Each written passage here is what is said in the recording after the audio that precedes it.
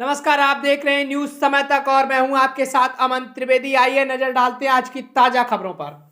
नमस्कार दोस्तों, स्वागत है आपका आज के मुख्य समाचारों में। यहाँ पर आपको देखने को मिलेंगे आज की तमाम बड़ी खबरें, मुख्य समाचार, ब्रेकिंग न्यूज अपडेट्स के रूप में। चलिए दोस्तों, जान लेते हैं आज की पहली बड़ी खबर। मणिपुर के पहाड़ी इलाकों में आसपास 6 महीने बढ़ाया, 19 थाने छोड़कर बाकी राज्य डिस्टर्ब एरिया घोषित। स्टूडेंट हत्या की जाँच करने के लिए सीबीआई टीम पहुंची।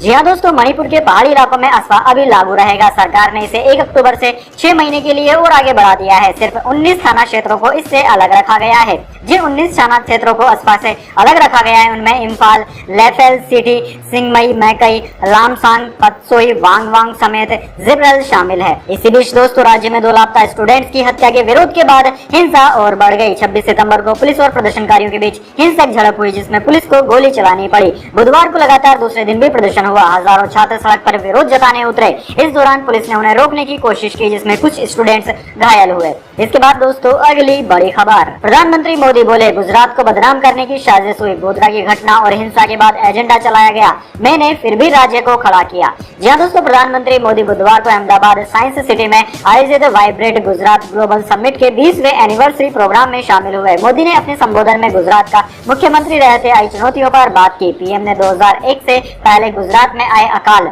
फिर भूकंप और गोधरा ट्रेन की घटना और राज्य में फैली हिंसा के बाद के हालात की चर्चा की। उन्होंने कहा कि तब कुछ लोग एजेंडा के तहत गुजरात को दुनिया में बदनाम करने की साजिश रच रहे थे। प्रधानमंत्री ने कहा कि जब मैं गुजरात का सीएम था और राज्य विपरीत परिस्थितियों से गुजर रहा था, तब केंद्र सरकार में बैठे लोग बुलाने पर भी नहीं आते थे। सीएम के तौर पर मेरा ज्यादा अनुभव नहीं था, लेकिन मेरा गुजरात और गुजरात के लोगों पर अटूट भरोसा था। मैंने सीएम रहते संकल्प लिया और इन चुनौतियों से राज्य को बाहर निकाला। इसके बाद दोस्तों, अगली बड़ी खबर। अरविंद केजरीवाल की बढ़ेगी मुश्किलें, दिल्ली सीएम हाउस के रिनोवेशन मामले की जांच करेगी सीबीआई। जी हाँ दोस्तों, दिल्ली के मुख्यमंत्री अरविंद केजरीवाल की मुश्किलें एक बार फिर बढ़ती नजर आ रही है। दरअसल दोस्तों, सीबीआई ने सीएम हाउस रिनोवेशन मामले में केस दर्ज कर लिया है। दिल्ली सीएम आवास में कथित घोटाले की सीबीआई जांच के गृह मंत्रालय ने आदेश दिए हैं। मई महीने में दिल्ली के एलजी ने सीबीआई डायरेक्टर को पत्र लिखकर जांच की मांग की थी। इसके आधार पर गृह मंत्रालय ने सीबीआई जांच की अनुमति दे दी है। दरअसल दोस्तों, दिल्ली के मुख्य सचिव द्वारा की गई जांच के बाद सामने आई कथित अनियमितताओं के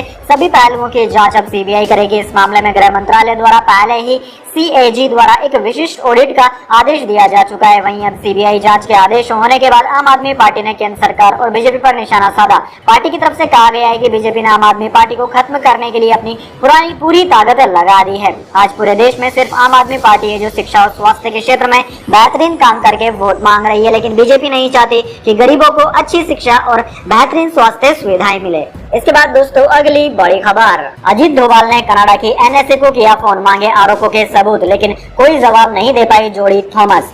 जी हाँ दोस्तों, खालिस्तानी आतंकी हरदीप सिंह निज्जर की हत्या के बाद भारत और कनाडा के बीच पनपे राजनीतिक विवाद के बीच दोनों देशों के राष्ट्रीय सुरक्षा सलाहकार अजीत डोभाल और जोडी थॉमसन ने टेलीफोनिक वार्ता की। शीर्ष सरकारी सूत्रों ने न्यूज 18 को बताया कि कुछ दिन पहले हुई इस बातचीत में डोभाल ने थॉमस के समकक्ष खालिस्तानी आतंकवादियों, चरमपंथियों और आतंकवादियों को कनाडा में सुरक्षित पनाह मिलने का मुद्दा उठाया। उन्होंने अपनी कनाडाई समकक्ष को कनाडा में शरण के लिए भारत के मोस्ट वांटेड आतंकवादियों के बारे में बताया और उनकी सूची भी सौंपी। भारत के राष्ट्रीय सुरक्षा सलाहकार ने वांछित अपराधियों की जानकारी और लोकेशंस भी जोडी थॉमस के साथ शेयर की। कनाडा की राष्ट्रीय सुरक्षा सलाहकार ने अपने भारतीय समकक्ष अजीत डोभाल से हरदीप सिंह निज्जर की हत्या में भारत की संलिप्तता के आरोपों को दोहराया। एनएसए डोभाल ने जोडी से कनाडा के बेतु के आरोपों के पक्ष में सबूत मांगे, लेकिन कनाडाई एनएसए सबूत नहीं उपलब्ध करवा सकी। अजीत डोभाल ने जोडी थॉमसन से कहा कि अगर कनाडा अपने आरोपों के पक्ष में सबूत और इनपुट मुहैया कराता है तो भारत जांच करने को तैयार है। इसके बाद दोस्तों, अगली बड़ी खबर। मैं अंदर से दुखी हूँ, पार्टी ने मुझे उम्मीदवार बनाया, प्रत्याशी बनाए जाने पर बोले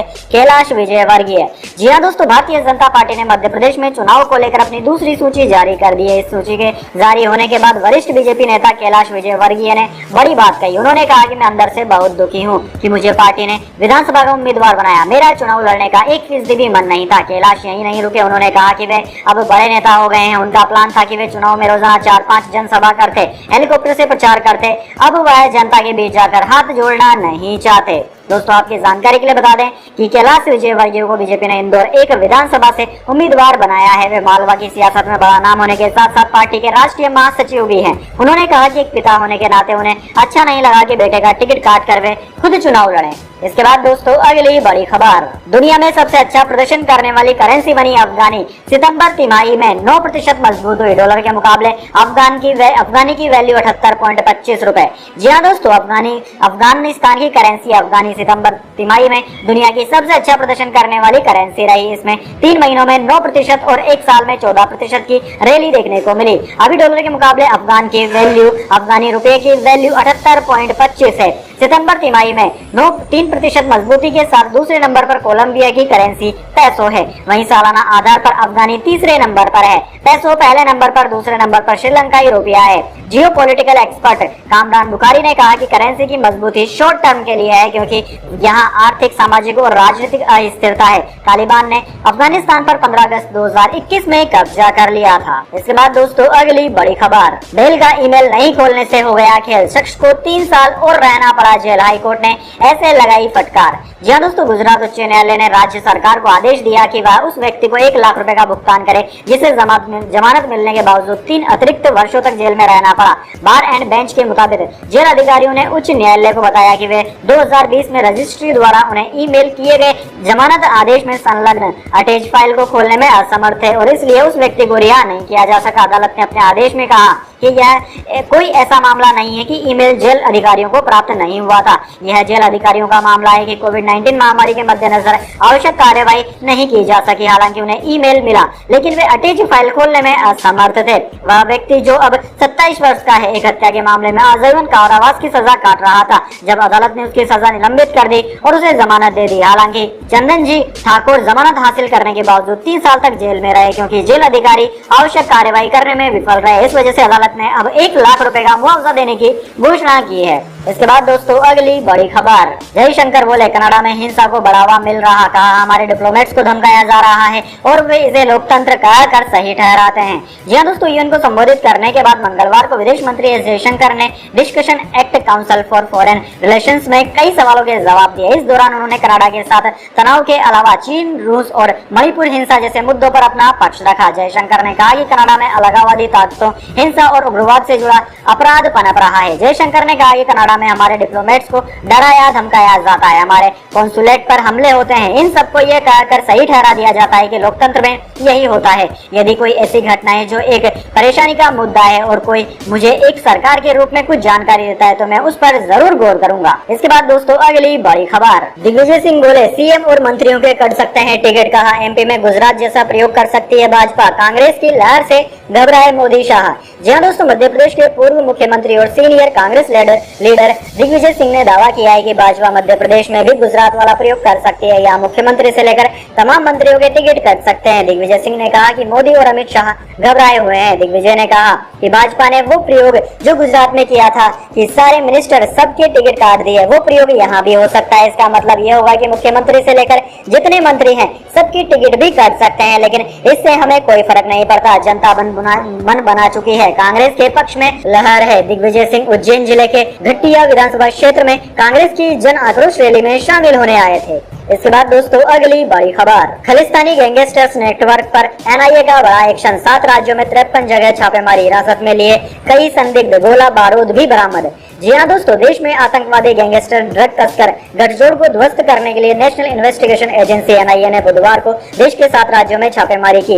एनआईए की ओर से की गई छापेमारी में कई लोग हिरासत में लिए हैं। सुबह शुरू हुई इस छापेमारी में एनआईए ने 53 जगहों पर छापे मारे, जिनमें हथियार, गोला बारूद भी बरामद किए गए। कनाडा में मौजूद खालिस्तानी समर्थक आतंकी अर्श ढल्ला, लॉरेंस बिश्नोई और सुक्खा दुनके जैसे बड़े गैंगस्टर्स के ठिकानों पर छापेमारी की गई। एनआईए ने घोषित आतंकवादी अर्श ढल्ला और कई कुख्यात गैंगस्टरों से जुड़े आतंकवादियों, गैंगस्टरों, ड्रग्स तस्करों के गठजोड़ पर बड़े पैमाने पर कई राज्यों में कार्रवाई के दौरान कई संदिग्धों को हिरासत में भी लिया। इन 6 राज्यों में पंजाब, दिल्ली, हरियाणा, यूपी, राजस्थान, उत्तराखंड और केंद्र शासित प्रदेश चंडीगढ़ में मारे गए छापों के दौरान पिस्तौल, गोला बारूद, बड़ी संख्या में डिजिटल सबूत और आपत्तिजनक सामग्री जब्त की गई है।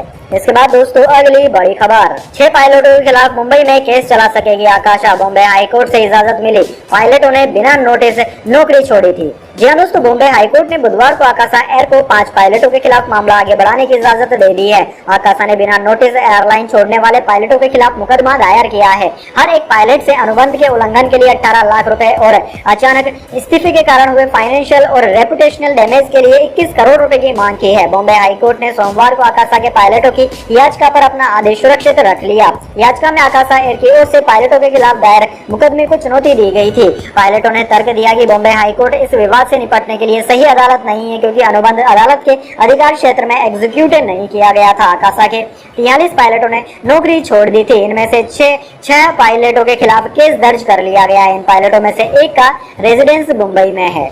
इसके बाद दोस्तों अगली बड़ी खबर, आईसीसी वनडे रैंकिंग में बाबर के और करीब आए गिल। दोनों बल्लेबाजों के बीच 10 अंकों का फासला, सिराज नंबर 1 पर बरकरार। जी हाँ दोस्तों, भारत के तेज गेंदबाज मोहम्मद सिराज आईसीसी रैंकिंग में वनडे के नंबर 1 गेंदबाज बने हुए हैं। साथ ही भारतीय बैटर शुभमन गिल पाकिस्तानी कप्तान बाबर आजम के और करीब आ गए हैं। बुधवार को जारी रैंकिंग में लेटेस्ट रैंकिंग में गिल ने रेटिंग पॉइंट्स के फासले को और कम किया। पिछले सप्ताह दोनों बल्लेबाजों के बीच 43 पॉइंट्स का फासला था।